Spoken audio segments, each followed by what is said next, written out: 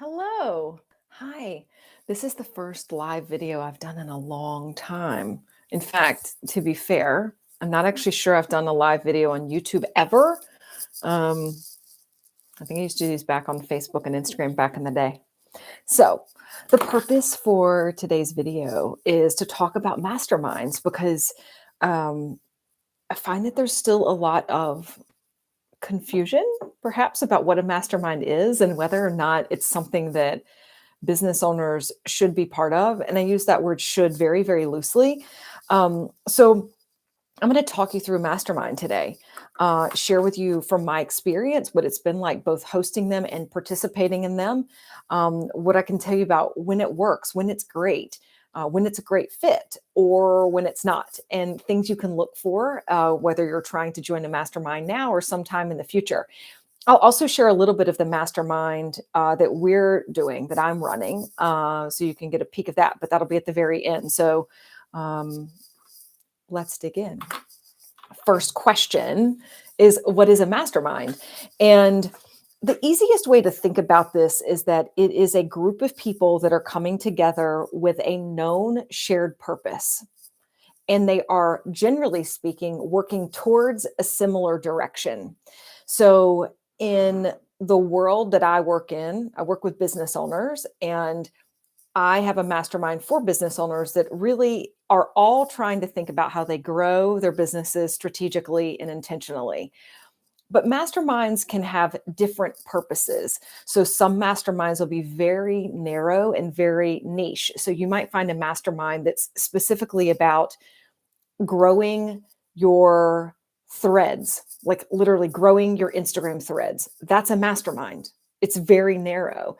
There may be another mastermind that's like learning how to write or learning how to produce video. It can be super, super narrow. So what you're looking for when you're looking for a mastermind is, what is it that you specifically want to work on? And what do you want to work in or work on in the companionship or company of other humans? Because that really is what a mastermind is all about. You will be in the company of other human beings that are also working on similar things, which brings us to best practices. A mastermind really only works if all of the participants are at a similar stage or on a similar path. So, again, I'll give you the example from a business standpoint. It would be really hard to have a mastermind where we have startups that haven't yet generated income, and then we have business owners that are extremely established, that are like 10, 15 years in business, that are generating multi 6 and 7 figures. Those two audiences really have different questions, and they're experiencing very different things in their business, which makes a mastermind really challenging if I'm trying to hold space for both of those humans. Instead, what we want to see is that the business owners, in my case, business, right? But I'll give you other examples. We want everybody in the group to kind of be on a similar page. So criteria is helpful. If a mastermind is saying to you, okay, we're looking for members that have these things, that's actually telling you they're doing a really good job of qualifying to make sure that the people in it are going to have shared background or shared experience level or shared history, inclusive of shared desire. Like, where are we going, right? So you want to make sure when you're looking at a mastermind that they are very clear about the criteria under which its members are participating. If it's really vague, it usually tells me that it's not much of a mastermind. It's probably more of coaching, where the person or persons who are leading it might be teaching. But that brings us to point 3, which is masterminds are very different than coaching. Masterminds are peer-to-peer mentoring. So you're benefiting from the past experiences, wisdom, knowledge, insights, just straight up intel, connections, network of the people that are in your group. It's not just the person who's facilitating it. So I am a business coach and I do host masterminds, but my purpose inside of the mastermind is really to facilitate the conversation. I hold the container for it. I have a structure that works really well for making sure that everyone gets seen, gets heard, has the opportunity to talk about the stuff that they need to talk about. And that creates the opportunity for people to get insight and wisdom from their peers in the group. So you're benefiting from a lot more than just working with one person. And it is in the power of that network that can be really compelling. So the things you're looking for if you're going to join a mastermind is how many people are in the group. So when we run it, it's about 6 to 8 women business owners in a singular group. And it's because we meet for about an hour and 15 minutes at a time. And if I had 20 or 30 people in that group, I can't really do justice to making sure they all get seen and heard and we can talk and that everybody can be participating in the conversation.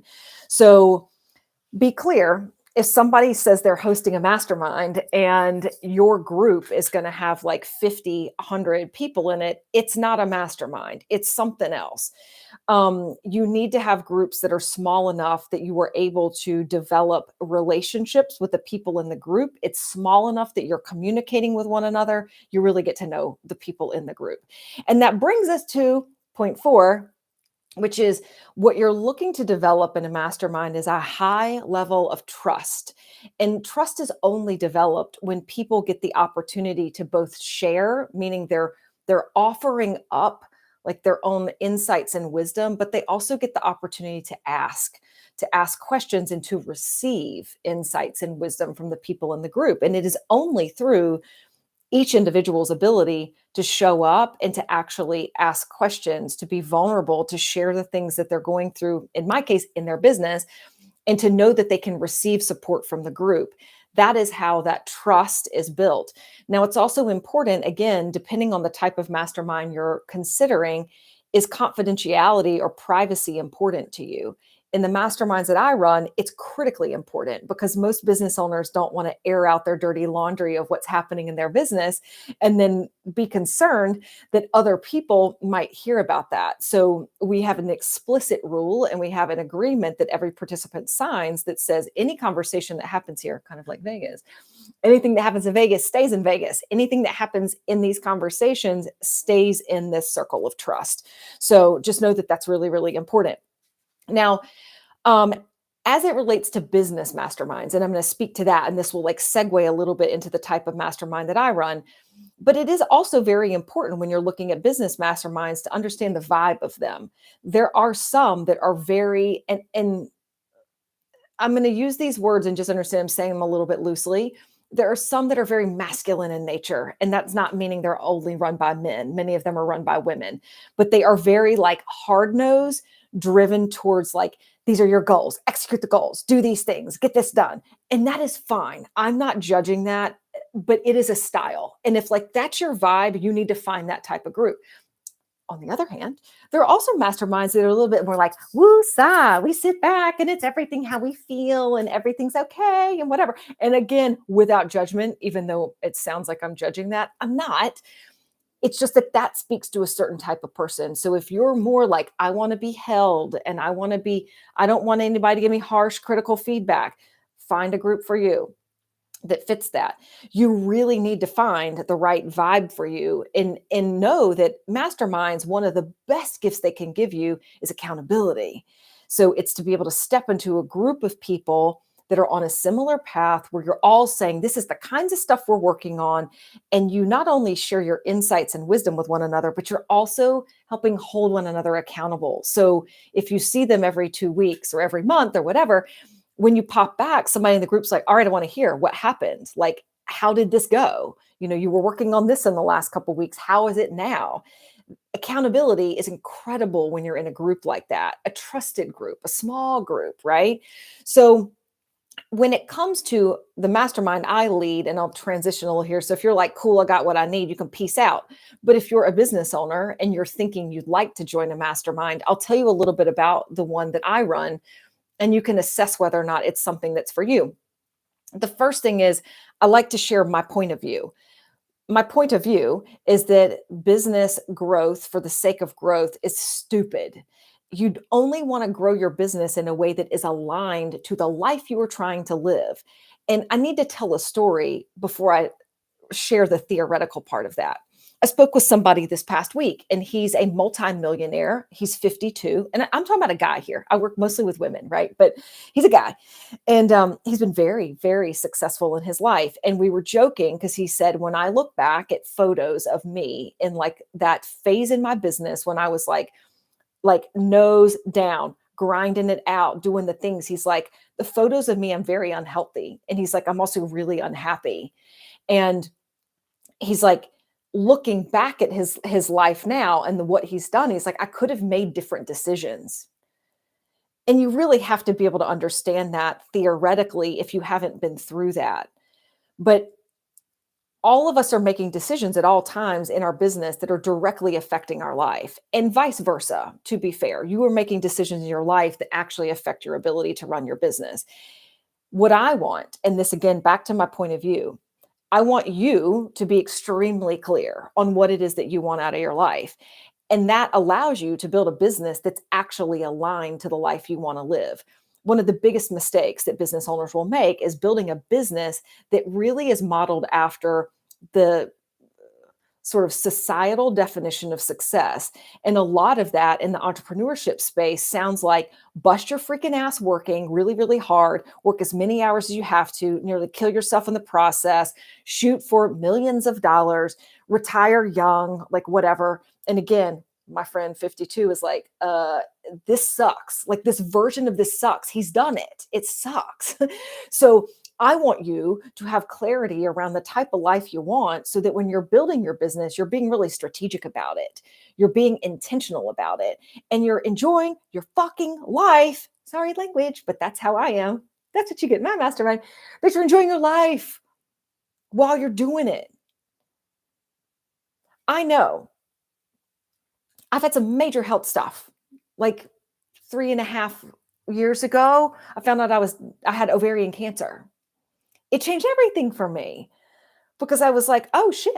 Like if this goes south and I roll out of this human life right now, will I be really happy with how things have gone? And on one hand, the answer was emphatically yes. Look at all the things, all the courage it took for me to do all these things in my life. Hell yeah. But on the other hand, I was like, man, I've given an inordinate amount of time to my business. And I've also set so many other things on the back burner or the side burner and been like, I'll get to that later. I'll do that later. It sharpened for me an understanding and a need to be very clear about how I'm living my life on a daily basis, not just on a like theoretical yearly basis. Like these are things I'll do this year. No, it's about what I'm doing today and anchoring to that so that I know that every day I'm actually living in alignment, that I'm living a life that I like right freaking now. I like my life right now. And I'm building a business. And both are possible at the same time. So don't fall into that bullshit of like, you have to go kill yourself and then you can live your life later. That's a fool's errand. What's not a fool's errand is getting clear about what you want. It's not a fool's errand to shoot after your definition of success and to build your business in alignment with that. I can say emphatically, being part of a group and part of a mastermind can help anchor you into that. It can ground you into precisely what it is you want to achieve. So that is what I bring to the table in my mastermind. And it's called Sage Counsel. And it's because that's what you get.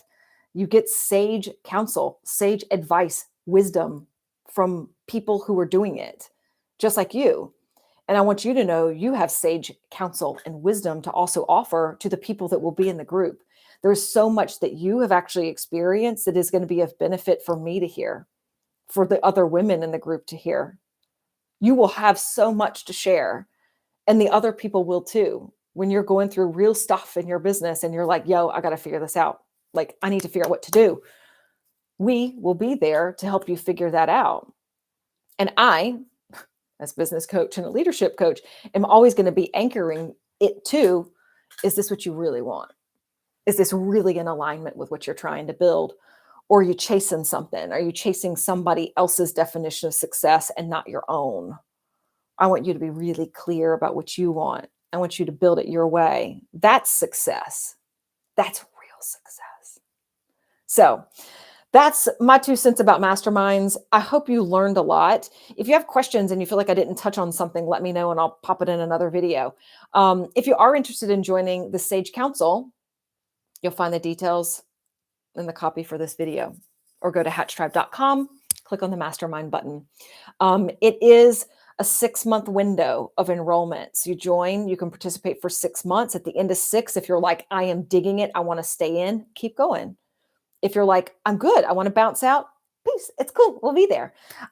So it gives you 6 months to really get in and build relationships, form those bonds, be part of that community, and then see where things go from there. All right. If you have any questions, don't hesitate to let me know. Pop them in the chat. All right. Talk to you soon. Bye.